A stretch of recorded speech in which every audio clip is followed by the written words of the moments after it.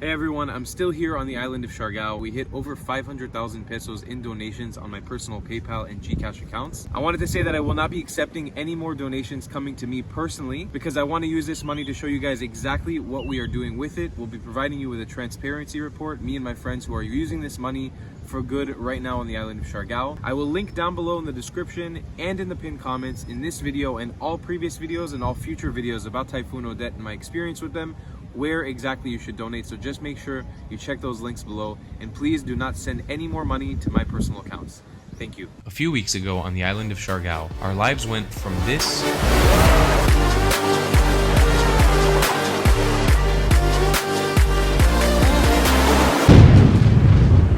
to this.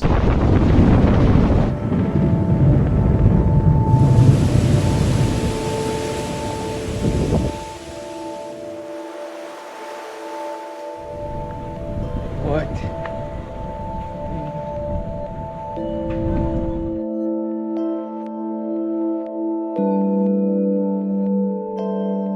The situation's pretty bad across the island, especially in the barangays of Santa Fe and GL. We need aid ASAP, as fast as possible. So please,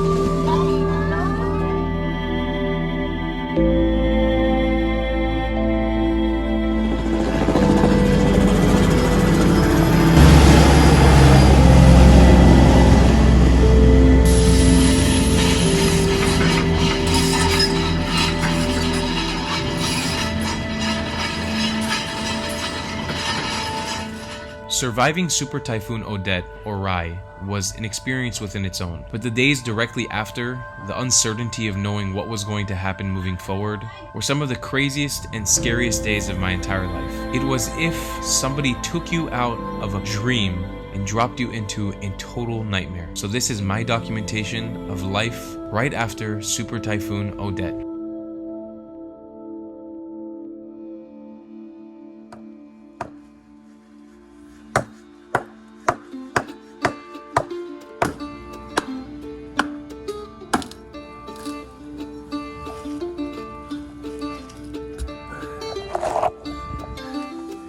welcome to life post Typhoon Odette. Here we are, cutting down trees. Say Merry Christmas. All right, some news for today. A little bit of an update. Everything has gone to shit. We're out of water. We're out of gas. Spirits are a little bit high. We got plenty of food, which is nice. There was just a news station here. I forgot the name of it already. PP something TV from Manila. They came by. I did a little quick interview so I could speak to my parents. So hopefully that'll go out live tonight, just to make sure that they know that us and the foreigners that are here are doing okay and we're not really in danger. But we do need supplies urgently because people are starting to already run out of supplies. People are running out of money. So we're actually going to be heading with the owner of Las Palmas, which is the resort across the street, to the town of Dapa, which is the big city here, see the situation, try to get some gas, try to get some food, try to get some water. But the situation is bad. It's so much worse than we imagined. And we actually heard the news today about Cebu and Siargao, and apparently they've been hit very, very hard as well. So it's not even like we have anything to look forward to out of here.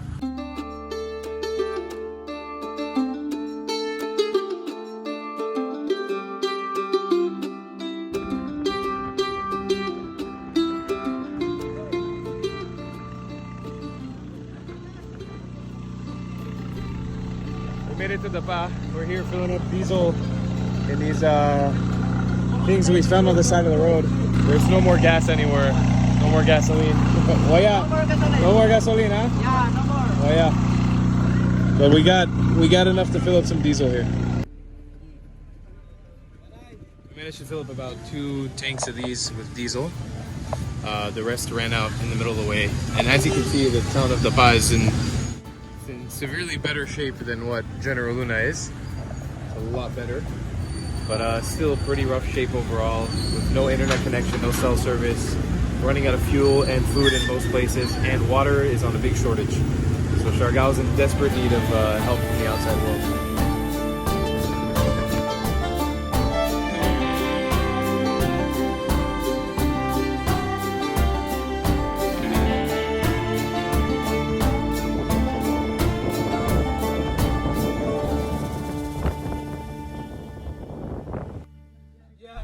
So 3 days post-Typhoon Odette, the owners of Las Palmas managed to hook up a satellite TV and give us our first images of the outside world since we became disconnected from the typhoon.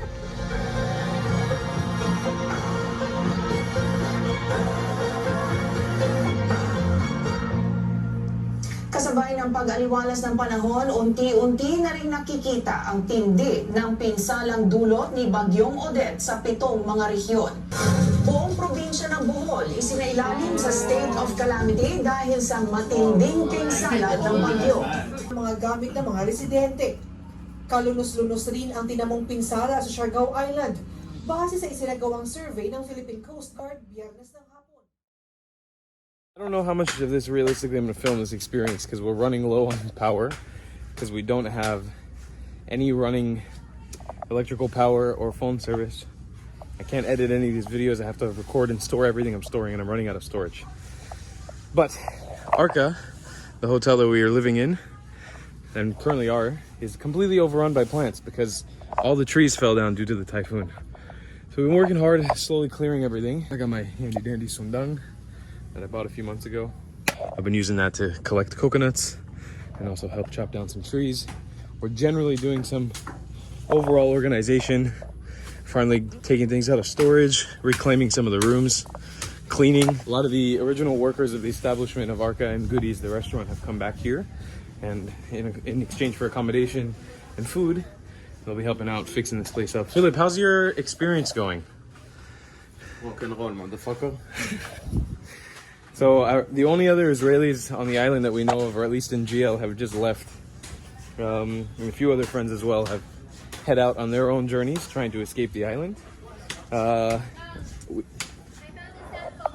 Really? Elka found a sat phone. There you go. Who? Trying to figure out. Give me the update on the. This is drama. This is so exciting.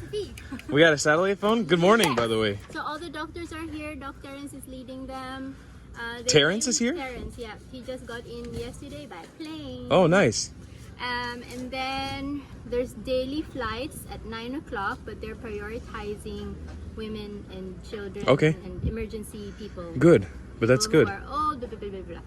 So it's good. It was good. Right decision for us to wait a little bit longer, and then we can get a But there's flights direct to Manila. flights direct to Manila. Boom, that's our way out. Oh, so Kim's restaurant, because they don't want to switch on their generator, they're giving away free coffee, free noodles, and free kimchi. So bring your container later. Yeah, I'm sure that when this video comes out in 4 months when I have internet again, it's still relevant. Go to Kim's restaurant and get kimchi. Hey, but that's very important. Kim. But yeah, the mood right now is super, we don't know what's going on. We don't know what's going on, when anything is going to go on, who's coming to help. We've seen a few helicopters flying overhead.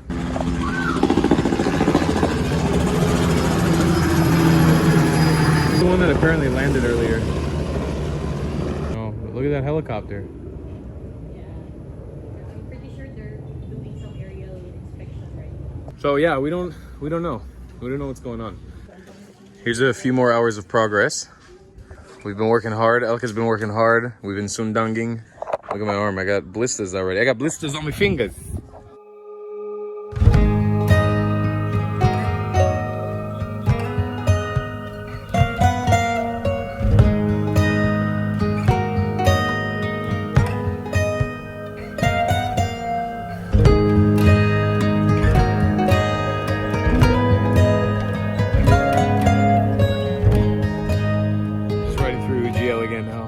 Go get my tuk-tuk that I left in near the bridge. I came across this. And it's pretty eerie, man. This is a place where we used to enjoy and have fun. Everything around me is dilapidated now. And it literally says help on the ground because people are running out of water and food. This is insane. So we made an emergency trip to try to stock up on some gas and water out here in Del Carmen, which is where the airport is, Siargao's airport. Really unsettling scenes. Tons of people waiting in line for military planes to come and evacuate them. We don't know what the situation is. We don't know when more planes are coming. There's been minimal aid coming through so far, and nobody's feeling it.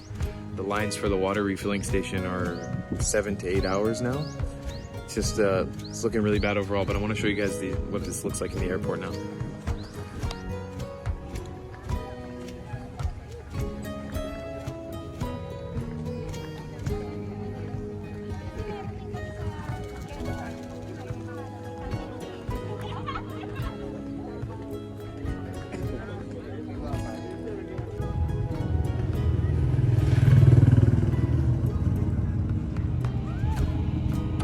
So a friend of ours, Terrence, just came by. He's here from Manila, and he actually has a satellite phone. And we're using this finally to make sure we have a 100% guarantee that we're contacting our family. We've been sending messages with people who have been leaving the island the last 2 days, but this is a guarantee.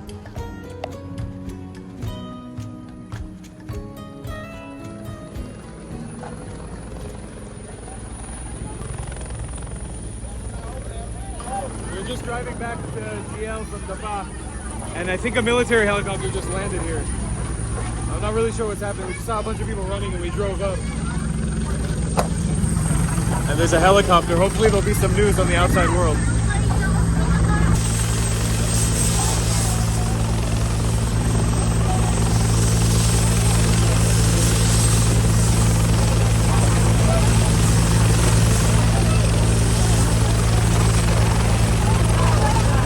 So Julio was saying this is they're coming to drop goods for the Secretary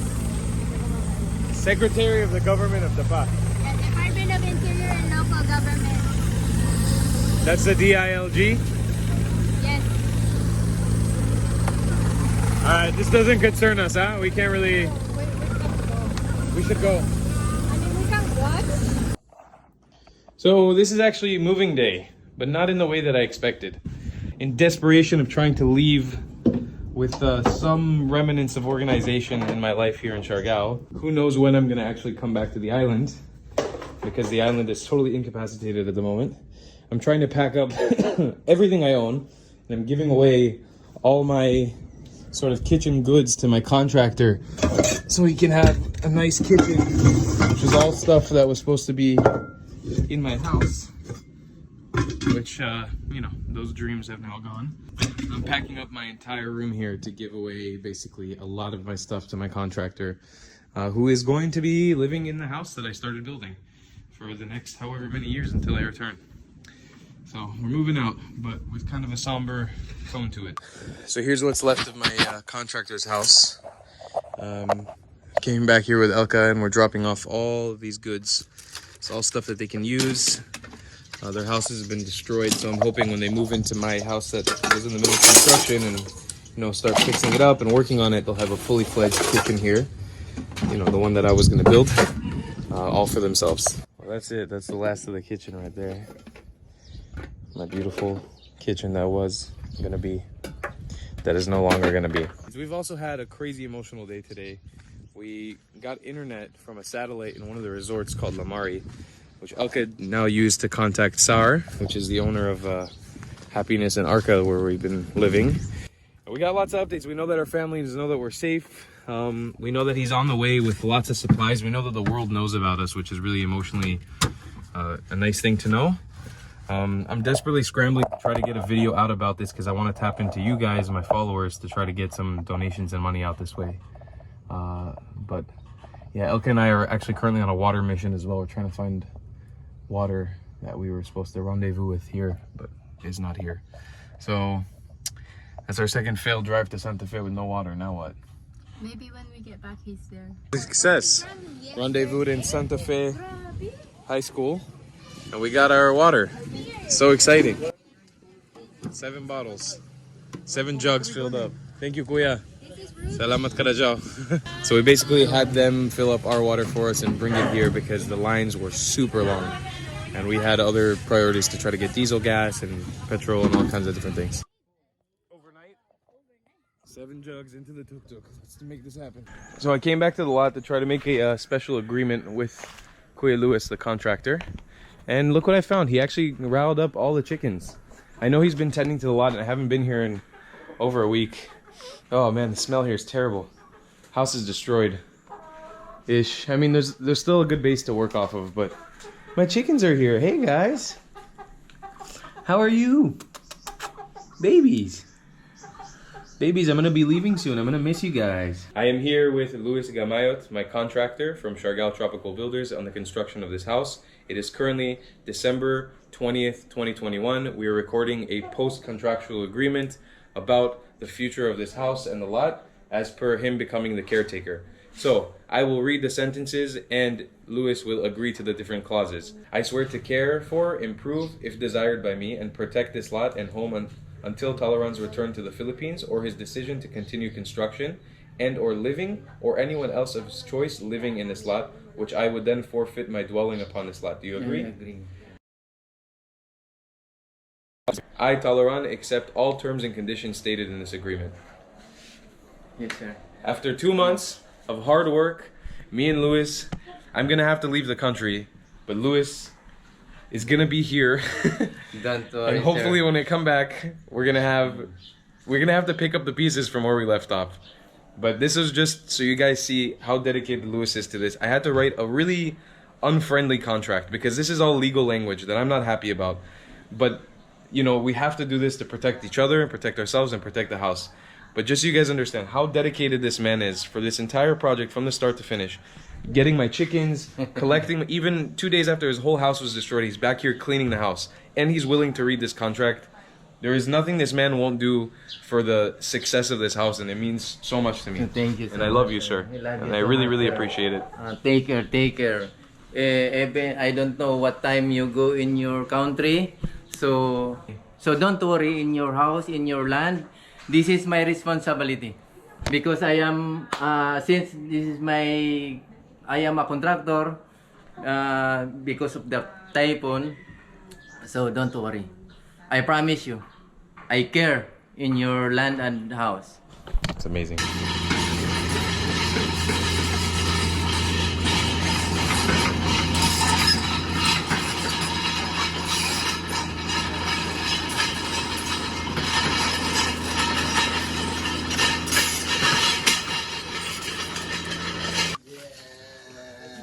My friend Losta has been fishing. He's going full apocalypse mode. Look at the amount of fish this man pulled out of the ocean today. Wow, look. Squid, look at that giant cuttlefish. Amazing. And a shell. And a shell. Wow. Oh yeah, lots of shells. This is actually the dragon lizard, native to Siargao. You can see the flaps. This is a male, so you can see his little dewlap. Actually, he's spitting all over me. I just caught one here because it's post-typhoon. They don't really have many of the trees that are their habitat are gone. But look at that amazing wing. And this is actually an endangered species. This is one of Siargao's native species. I forgot the exact subspecies. It's like the Philippines flying lizard or flying dragon lizard. Look at those beautiful wings. It's amazing. And I'm gonna let him up into a tree right now. Let's let him go. Because these guys like to hang out high up places. I don't want to be disturbed by human beings like me. This is a big one too. It's a big man. There he goes. Life in Siargao has fundamentally changed. Maybe for now or maybe forever. That's still to be seen. The video you just watched is basically us scrambling to understand where we stand in this whole post-disaster world, protecting each other, our friends, and our interests, and trying to look forward to the future of this island. In the next episode of this series, I'm going to show you guys exactly where all of your donation money is going and what we've been doing to pick up the pieces of what was left here after Super Typhoon Odette. We'll see you guys in the next one. I love you long time. Goodbye, Clads.